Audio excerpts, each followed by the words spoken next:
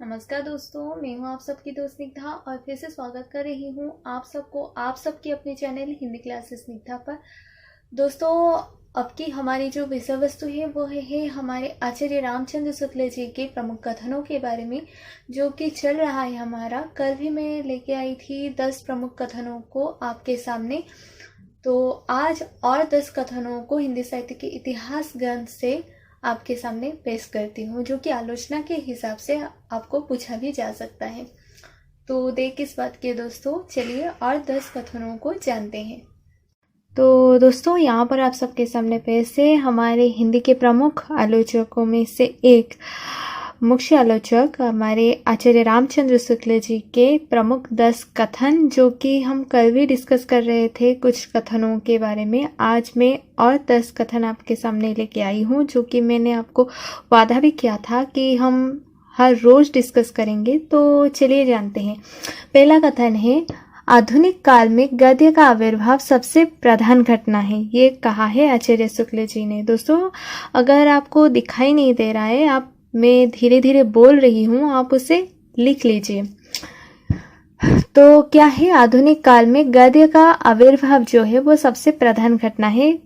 ये बात कहा है आचार्य शुक्ल जी ने कि आधुनिक काल में गद्य का आविर्भाव सबसे प्रधान घटना है। दूसरे कथन है, करुणा दुखात्मक वर्ग में आने वाला मनोविकार है। याद रखिए, शुक्ल जी ने कहा है कि करुणा दुखात्मक वर्ग में आने वाला मनोविकार है। अब हम चलते हैं तीसरे कथन की ओर। तो तीसरे कथन है, नाद सौंदर्य से कविता की आयु बढ़ती है। याद रखिए, नाद सौंदर्य से कविता की आयु बढ़ती है। ये कहा है आचार्य शुक्ल जी ने। क्या कहा है? नाद सौंदर्य से कविता की आयु बढ़ती है। चौथा कथन है दोस्तों, भक्ति धर्म की रसात्मक अनुभूति है। शुक्ल जी के द्वारा कहा गया चौथा कथन आज का, भक्ति धर्म की रसात्मक अनुभूति है। फिर आता है, करुणा सेंध का सौदा नहीं है। याद रखिए, करुणा सेंध का सौदा नहीं है। ये किसने कहा है? आचार्य शुक्ल जी ने। अब हम चलते हैं छठे कथन के ओर। तो छठे कथन में है, प्रकृति के नाना रूपों के साथ केशव के हृदय का सामंजस्य कुछ भी न था। ये केशव दास के बारे में कहा है आचार्य शुक्ल जी ने। रीतिकाल की कवि केशव दास के बारे में कहा है किसने? आचार्य शुक्ल जी ने, कि प्रकृति के नाना रूपों के साथ केशव के हृदय का सामंजस्य कुछ भी न था। देखिए यहाँ पर, प्रकृति के नाना रूपों के साथ, देखिए, प्रकृति के नाना रूपों के साथ केशव के हृदय का सामंजस्य कुछ भी न था। अब हम चलते हैं उसके बाद, विरुद्धों का सामंजस्य कर्म क्षेत्र का सौंदर्य है। याद रखिए, विरुद्धों का सामंजस्य कर्म क्षेत्र का सौंदर्य है। यह कथन है आचार्य शुक्ल जी का। फिर आता है, हिंदी रीति ग्रंथों की परंपरा चिंतामणि त्रिपाठी से चली, अतः देखिए, हिंदी रीति ग्रंथों की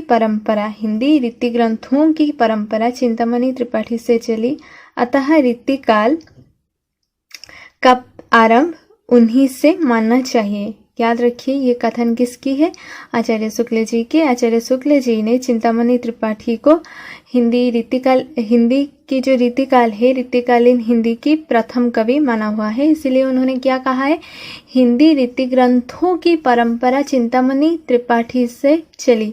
हिंदी रीति ग्रंथों की परंपरा चिंतामणि त्रिपाठी से चली, अतः रीतिकाल का आरंभ उन्हीं से मानना चाहिए। तो आज का जो 9वां कथन है दोस्तों, वो है भारतेंदु हरिश्चंद्र जी के बारे में। आचार्य रामचंद्र शुक्ल जी का उन्होंने जो कहा है वो है, हरिश्चंद्र का प्रभाव भाषा और साहित्य दोनों पर बड़ा गहरा पड़ा।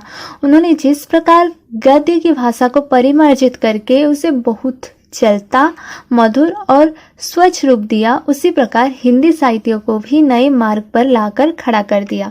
यह कथन है हरिश्चंद्र जी के बारे में, यानी कि भारती तो हरिश्चंद्र जी के बारे में शुक्ल जी का। उन्होंने कहा है कि हरिश्चंद्र का प्रभाव भाषा और साहित्य दोनों पर बड़ा गहरा पड़ा। उन्होंने जिस प्रकार गद्य की भाषा को परिमार्जित करके उसे बहुत चलता, मधुर और स्वच्छ रूप दिया, उसी प्रकार हिंदी साहित्य को भी नए मार्ग पर लाकर खड़ा कर दिया। दोस्तों यहाँ पर थोड़ी सी लिखने में गलती हो गई है, पर आप इसे याद रखिए, जब मैं कह रही हूँ आप लिख लीजिए। अब हम चलते हैं, आज का जो अंतिम कथन है उसको देखते हैं। आज का अंतिम कथन यह है, सौंदर्य की वस्तुगत सत्ता होती है। ये कहा है आचार्य रामचंद्र शुक्ल जी ने कि सौंदर्य की वस्तुगत सत्ता होती है, इसलिए शुद्ध सौंदर्य नाम की कोई चीज नहीं होती। क्या कहा है उन्होंने? सौंदर्य की वस्तुगत सत्ता होती है, इसलिए शुद्ध सौंदर्य नाम की कोई चीज नहीं होती। दोस्तों उम्मीद है आज की वीडियो आपको जरूर पसंद आई होगी। अगर आपको कोई भी सवाल मुझसे पूछनी हो आप मेल कीजिए, मैं आपकी ईमेल की रिप्लाई ज़रूर दूंगी, या फिर आप कमेंट्स बॉक्स में भी बोल सकते हैं। आप फेसबुक, इंस्टाग्राम, ट्विटर के ज़रिए भी अगर चाहते हैं जुड़ जाइए। और हाँ दोस्तों, आप डिस्क्रिप्शन बॉक्स जरूर चेक कीजिएगा, क्योंकि वहाँ पर मैं काफ़ी सारे इंपॉर्टेंट वीडियोस की लिंक दे रखी हूँ, जो कि पहले ही बना चुकी हूँ जिन वीडियोस को। या फिर आप प्ले लिस्ट पे भी देख सकते हैं। यूजीसी नेट की अलग सी प्ले लिस्ट है, जैसे कि नाटक हो गया, उपन्यास हो गया, सबकी प्ले लिस्ट में अलग ही बना दी हूँ। पर अगर आप डिस्क्रिप्शन में जाते हैं वहाँ पर आपको डायरेक्ट लिंक मिल जाएगी। आप सबके साथ बहुत जल्द मुलाकात होगी दूसरी नई वीडियो के साथ। तब तक के लिए नमस्ते।